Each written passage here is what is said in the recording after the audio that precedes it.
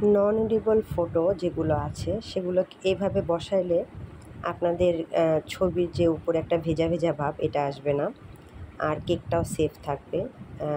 মানে কাগজের একটা যে ছোঁয়া সেটা পাবে না।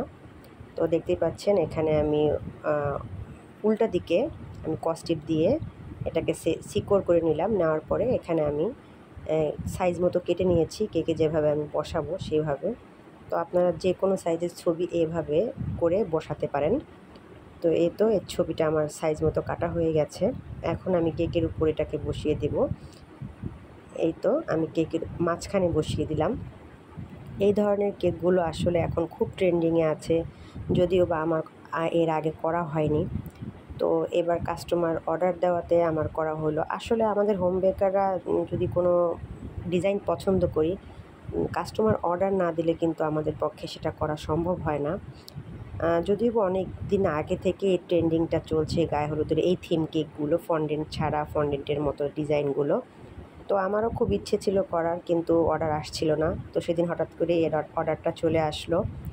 তো আমার কাছে খুব ভালোই লেগেছে করতে। প্রথম একটু মনে হচ্ছিল আসলে করতে পারবো কি না, কিন্তু আলহামদুলিল্লাহ সব কিছুর জন্য যে যতটুকু আমি চেষ্টা করেছি আলহামদুলিল্লাহ ভালোই হয়েছে। আর কাস্টমারও পছন্দ করেছে ডিজাইনটা। ডিজাইনটা যে ছিল ওই ডিজাইনটার চেয়ে একটু আমি আলাদা করে করেছি, পুরোপুরি সিমিলার না করে। কারণ পুরোপুরি সিমিলার করার চেয়ে আমার কাছে মনে হয় নিজের একটু আলাদা একটু ডিজাইন রাখা দরকার। কারো মতো কপি করলে পুরোটাই কপি না করে একটু নিজের ভেরিয়েশন আনাটা ভালো, আমি যা মনে করি। তো আমিও সেই জন্য একটু আলাদা করে করার ট্রাই করেছি। যেরকম কাস্টমার ছবি দিয়েছিল ওই ছবিটা আমি সামনে রেখেই কাজ করছি, তারপরও আমি আমার মতো করে একটু আলাদা করে করার ট্রাই করেছি। তো এখানে আমি একটা গোলাপ নজেল দিয়ে এই চারপাশের পর্দাগুলো দিয়ে নিলাম, হালকা পিঙ্ক কালার করে নিয়েছি ক্রিমে। আর ছোট স্টার নজেল দিয়ে আমি এখানে গোলাপের মতো ফুল তৈরি করে নিলাম। আর এখানে একটা পাইপিং ব্যাগ কেটে মাথাটা কেটে নিয়ে আমি এখানে ডট ডট দিয়ে লাইন টেনে নিচ্ছি, মানে পর্দার ঝুল যেগুলো থাকে সেই ধরনের করে দিচ্ছি আর কি। তারপরে এখানে আমি আবার আরও ছোট একটা স্টার নজেল দিয়ে এখানে আমি ছোটো ছোটো করে ফুল তৈরি করে নিচ্ছি, দেখতেই পাচ্ছেন। তো এটা ছিল 2 পাউন্ডের একটা চকলেট ফ্লেভারের কেক। তো এই কেকটা আমি প্রথমবার করলেও আলহামদুলিল্লাহ আমার কাছে খুবই বেশি ভালো লেগেছে। আসলে আমাদের হোম বেকারদের নতুন কাজ করতে, নতুন ডিজাইন করতে ভালোই লাগে।